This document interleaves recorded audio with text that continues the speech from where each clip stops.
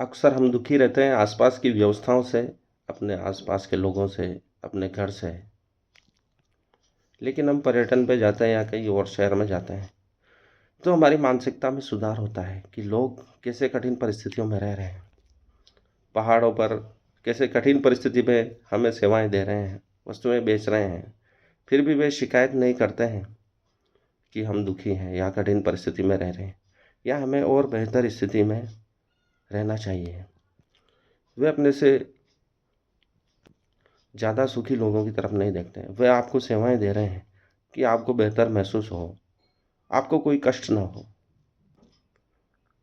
हिमाचल प्रदेश में, ठंडे प्रदेशों में आपको वो गर्म चाय देते हैं, गर्म भोजन देते हैं, ताकि आप यहाँ आकर बेहतर महसूस करें, आपको कोई तकलीफ ना हो। लेकिन हम अपने घरों में दुखी हैं, अपने आसपास के लोगों से दुखी हैं, परिवार में दुखी हैं।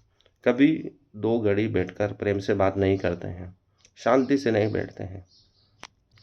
सिर्फ क्या कमी है उस पर विचार करते हैं, क्या दुख है उस पर विचार करते हैं। जबकि जीवन शांति से जिया जा सकता है, क्योंकि ये समय निकल रहा है। अपने आसपास के लोग का समय निकल रहा है, उनके पास हम कब बैठेंगे, कब बात करेंगे। पूरे परिवार को दिन में एक बार शांति से बैठना चाहिए, जिसमें कोई बात ना हो, सिर्फ बैठे हैं। चाहे वो बगीचा हो या घर हो, भोजन की डेस्क हो, जिसमें कोई चर्चा ना हो, सिर्फ बैठे हैं सभी आराम से, एक दूसरे की शांति का आनंद ले रहे हैं। उस शांत अवस्था में ही मानसिक तरंगें आपस में एक दूसरे को जोड़ती है। हम एक दूसरे को बेहतर महसूस कर सकते हैं, समझ सकते हैं। अक्सर हमारी चर्चाएं विवाद की ओर, एक दूसरे पर छीटाकशी की ओर बढ़ जाती है कि हमारा घर छोटा है या दूसरों का घर बड़ा है, दूसरों के पास कार है, हमारे पास हमारे पास कुछ भी नहीं है। हीन भावना आने लगती है। लेकिन हम उन लोगों को देखें जो हमसे कमतर हैं, हमसे ज़्यादा दुखी हैं, तो जीवन में शांति का उदय होगा। हम इन क्षणों को गंवा रहे हैं, दुखी रहकर, अशांत रहकर। जो मिला है उसके लिए हम धन्यवाद कभी नहीं देते हैं परमात्मा को। जबकि जो आध्यात्मिक व्यक्ति है, स्पिरिचुअल व्यक्ति है, धार्मिक व्यक्ति है, हर क्षण के लिए परमात्मा को धन्यवाद देता है कि हमें इस खूबसूरत पृथ्वी पर इस क्षण में जीवित रहने का अवसर दिया। जब आज समाज इतना उन्नत हो गया है, उस समाज के बीच रहने का अवसर दिया। तकनीक इतनी बढ़ गई है, सुख सुविधाओं से युक्त हो गई है। उस पाषाण काल की कल्पना करें जब लोग खाना बदोश थे, दिन भर भोजन की तलाश में घूमते रहते थे।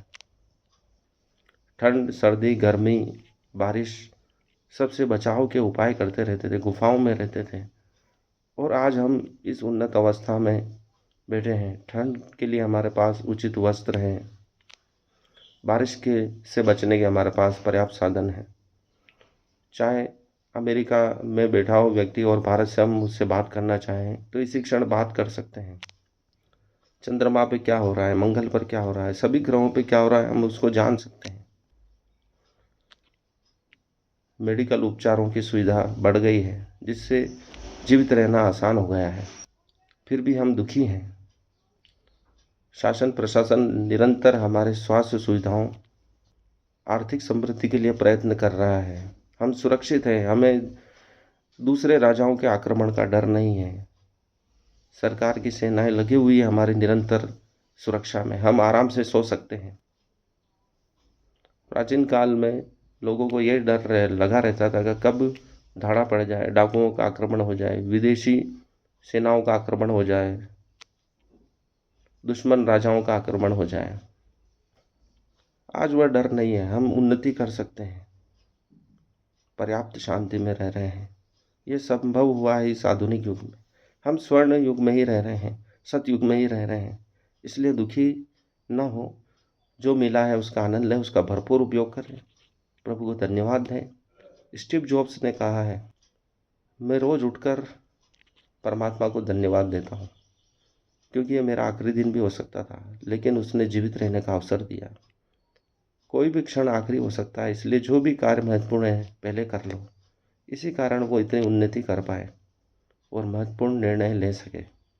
हम अपने क्षणों को बिता रहे हैं, गंवा रहे हैं, दुखी रहकर, दोष देकर परमात्मा को, आसपास के लोगों को।